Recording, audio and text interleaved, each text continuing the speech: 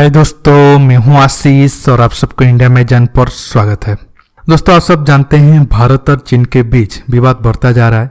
गलवान में हुई खूनी झड़प में भारत के 20 जवान शहीद हुए, चीन की 30 से ज्यादा सैनिक मरे हैं। कुछ लोग इस पे सवाल उठाते हैं, क्या सबूत है चीन के सैनिक मरे हैं? उन गधों को कहना चाहूंगा, ग्लोबल टाइम्स की रिपोर्ट जाके पढ़ लो।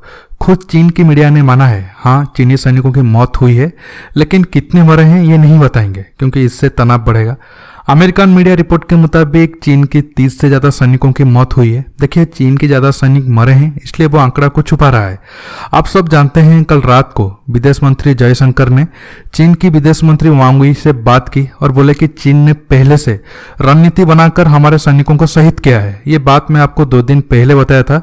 चीन ये सब प्लान तरीके से कर रहा है। कल मोदी जी ने भी चीन को चेतावनी दिया था और शाम को हुई दोनों देशों के विदेश मंत्रियों की बात भी एक तरह से फेल हो गया है, क्योंकि चीन खुद गलती करके भारत को दोषी बता रहा था। लेकिन आज मीडिया में 2 न्यूज देखा, उस पर मैं आपसे बात करूंगा।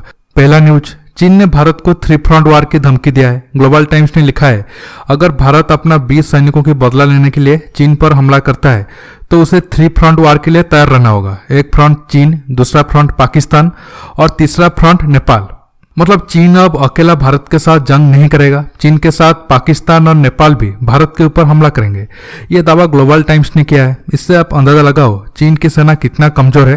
वो भारत को पाकिस्तान और नेपाल के नाम लेकर डरा रहा है। दूसरा न्यूज सुन के मुझे बहुत बुरा लगा, आपको भी लगेगा। न्यूज ये है, भारत चीन विवाद को कम करने के लिए बातचीत कर रहे हैं।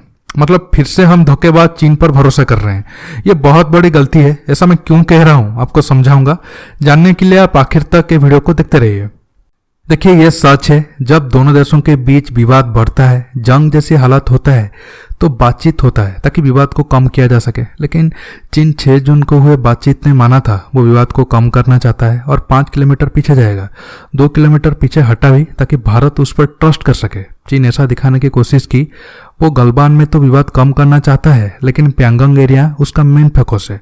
तो भारत को लगा चीन प्यांगंग झील में कुछ करेगा तो हमारा फोकस गलवान से चेंज होकर प्यांगंग पे आ गया, लेकिन प्रॉब्लम हुआ गलवान में। तो फिर अब कैसे चीन के ऊपर भरोसा किया जा सकता है? आज जो चीन फिर से बातचीत का नोटंकी कर रहा है, कल फिर कोई प्रॉब्लम नहीं करेगा, सरकार गारंटी दे सकता है? मेरे हिसाब से चीन को 2-3 दिन का टाइम दो। भाई प्यार से जाते हो तो ठीक है, नहीं तो मार के भगाएंगे। इसके बाद जाके बातचीत करो, जो करना है करो। देखिए, गलवान में 2 दिन पहले जो हुआ, ये हमारा सरकार का पॉलिसी फेल था। ऐसा मैं क्यों कह रहा हूं आपको 2 मैप के जरिए समझाऊंगा। इसके साथ मैं आपको 3 फ्रंट वार वाला टॉपिक को भी साथ में समझाऊंगा। अब चाइनीज फ्रंट के ऊपर बात करता हूं। देखिए, यह है गलवान एरिया। चीन 1962 में धोखे से पूरा गलवान को कब्जे में ले लिया था, लेकिन बाद में पीछे हट गया क्योंकि तब ये पूरा एरिया पर रोड कनेक्टिविटी नहीं था। मतलब एक जगह पर आप कुछ समय के लिए कब्जा तो कर सकते हो, लंबे समय के लिए कब्जा करने के लिए आपको इंफ्रास्ट्रक्चर बनाना पड़ेगा, नहीं तो आप फंस जाओगे।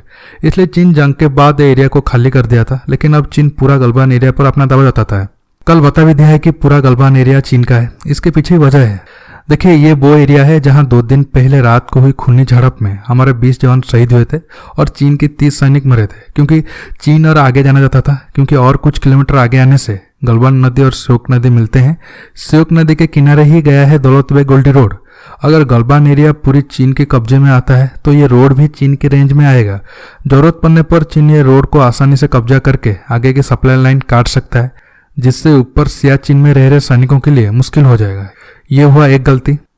देखिए, आज इंडिया सैटेलाइट इमेजिंग टेक्नोलॉजी में अमेरिका के बराबर है, लेकिन कैसे हम नहीं देख पाए? चीन 200 से ज्यादा गाड़ी, टेंट वगैरह ये सब एरिया में लगाया है। अगर देख पाए तो फिर धोखेबाज चीन पर भरोसा क्यों किए? ये जो आप सैटेलाइट इमेज देख रहे हो, ये प्लैनेट लैब का है। इस अमेरिकन कंपनी के सारे सैटेलाइट को इसरो ने लॉन्च किया है। इसरो के पास इससे कई गुना ज्यादा ताकतवर सैटेलाइट है। अगर एक प्राइवेट कंपनी को ये बात पता चली तो हमें पता क्यों नहीं चला? देखिए, अब लद्दाख में भारत और चीन के बीच छोटा सा जंग हो सकता है। आगे ये जंग बढ़ेगा या नहीं, ये सब जिनपिंग के ऊपर डिपेंड करता है। देखिए, अब अगर भारत चीन को गलवान और प्यांगंग एरिया में हटाता है तो 1967 जैसा एक लिमिटेड वार होने के चांस है। अगर चीन भारत के हाथ हारने लगता है, और चीन का हारने के चांस 100% भी है। नहीं तो आप बताओ, जो चीन खुद को इतना ताकतवर बताता है, वो भारत को नेपाल और पाकिस्तान के नाम लेकर क्यों धमकी देता है? इसका मतलब यह है खुद चीन को ही अपनी सेना पर भरोसा नहीं है। अब आता हूँ सेकंड फ्रंट पाकिस्तान के ऊपर। देखिए, अब चीन चाहेगा पाकिस्तान उसे मदद करने के लिए भारत पर हमला कर दे ताकि इंडियन आर्मी की ताकत बढ़ जाए।